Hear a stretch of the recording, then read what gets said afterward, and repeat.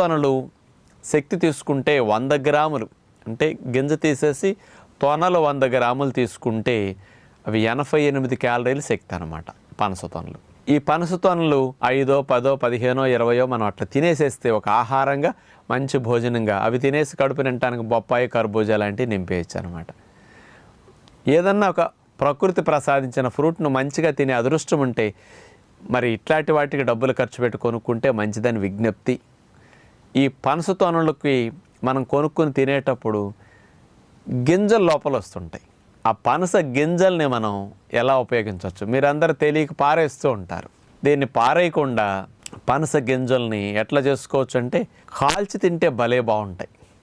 నుప్పుల్లో వేసి కాల్చుకోవటానికి అవకాశం ఉంటే చేసుకోవచ్చు. నుప్పుల్లో వేయకుండా కూడా ఇప్పుడు మనకి మందపాటి మూకుళ్ళు ఉంటాయి, పూర్వం రోజులు గుంట మూకుళ్ళు, అలాంటి వాటిలో పెట్టేసేసి మీరు